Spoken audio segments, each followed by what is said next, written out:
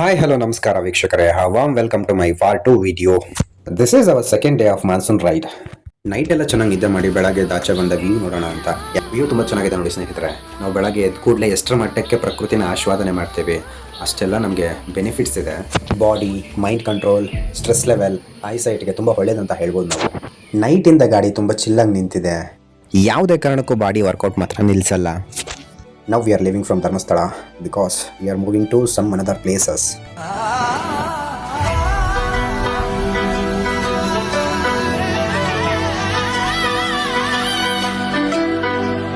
ಇವತ್ತು ನಾವು ಕವರ್ ಮಾಡಬೇಕಾಗಿರೋ places Ujire, Charmadi ghat, Kottigehara, Kalasa, Horanadu, Samse, Kudremukh and again back to Dharmasthala.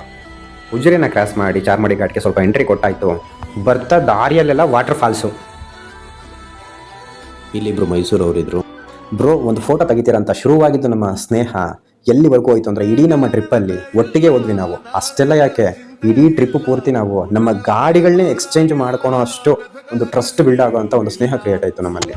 ನೊಂದಿರೋರ ಮೇಲೆ ನಂಬಿಕೆ ಇಡೋದು ನೊಂದಿರೋರು ಮಾತ್ರನೇ ಅಂತ. ಅಲ್ಲಿಂದ ನಾವು 4 ಜನ ಒಟ್ಟಿಗೆ ಮುಂದಕ್ಕೆ ಹೋದ್ವಿ. ಈ ವೆದರಲ್ಲಿ ಬಿಸಿ ಬಿಸಿ ಮೆಕ್ಕೆಜೋಳ ತಿನ್ನೋಣ ಅಂತ ಹೇಳ್ಬಿಟ್ಟು ಗಾಡಿ ಸೈಡ್ಗೆ ಹಾಕಿದ್ದಾಯಿತು.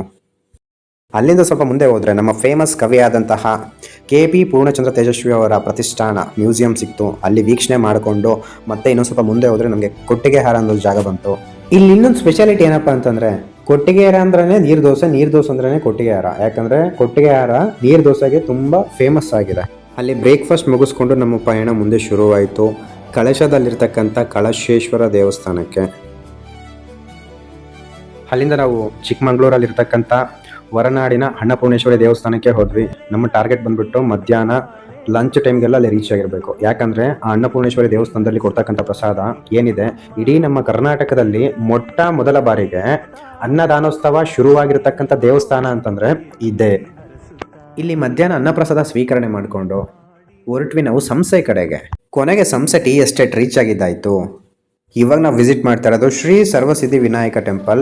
ಇಲ್ಲಿ ಏನಪ್ಪಾ ಅಂತಂದ್ರೆ ಲವ್ ಮಾಕ್ಟೈಲ್ ಮೂವಿ ಬಿಗಿನಿಂಗ್ ಸೀನು ಶೂಟ್ ಮಾಡಿರೋದು ಇಲ್ಲೇ ನೋಡಿ. ಅದಕ್ಕಂತಾನೆ ಈ ಜಾಗ ಹುಡುಕೊಂಡು ಬಂದೆ.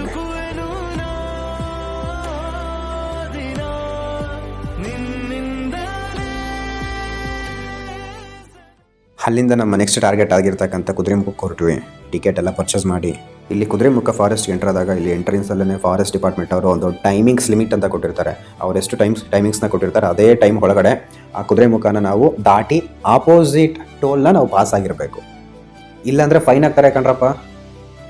ಇನ್ನೊಂದು ಏನು ಹೇಳೋದಪ್ಪ ಅಂತಂದರೆ ಕುದುರೆಮುಖದ ಬಗ್ಗೆ ನಾನು ಬರೀ ಪುಸ್ತಕದಲ್ಲ ಓದ್ತಾ ಇದ್ದೆ. ಇವತ್ತು ಇಲ್ಲಿ ಬಂದು ನೋಡ್ತಾ ಇದ್ದೀನಿ. ಫಾರೆಸ್ಟ್ ಎಕ್ಸಿಟ್ ಆಗೋದು ಲೇಟ್ ಆಯಿತು ಅಂತ ಫೈನ್ ಕಟ್ಟಾಯಿತು.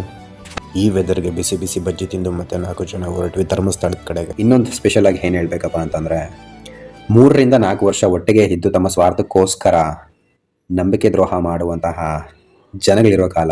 ಅಂಥದ್ರಲ್ಲಿ ನಾವು ಬರೀ 3 ರಿಂದ 4 ಫೋಟೋ ತೆಗೆದುಕೊಟ್ಟಿದ್ದಕ್ಕೆ ನಮ್ಮ ಸ್ನೇಹ ಎಲ್ಲಿವರೆಗೂ ಬಂತು ನೋಡಿ. So this is one of my best memory collection ಅಂತ ಹೇಳಲಿಕ್ಕೆ ನಾನು ಇಷ್ಟಪಡ್ತೇನೆ. ಹಾಗೆ ದೇವಸ್ಥಾನದಲ್ಲಿ ಪ್ರಸಾದ ಸ್ವೀಕಾರ ಮಾಡಿಕೊಂಡು ರೂಮಿಗೆ ಹೋಗಿ ರೆಸ್ಟ್ ಮಾಡಿದ್ದಾಯಿತು. ಯಾಕಂದರೆ ನೆಕ್ಸ್ಟ್ ಡೇ ಕೂಡ ನಾವು ಪ್ಲೇಸಸ್ನ ಕವರ್ ಮಾಡಬೇಕಿತ್ತು. ಹಾಗೆ ಪಾರ್ಟ್ 3 ವಿಡಿಯೋಗೋಸ್ಕರ ಕಾಯ್ತಾ ಇರಿ. ವಿಡಿಯೋ ಇಷ್ಟ ಆದರೆ ಲೈಕ್ ಮಾಡಿ, ಅಕೌಂಟ್ನ ಫಾಲೋ ಮಾಡ್ಕೊಳ್ಳಿ ಗೈಸ್.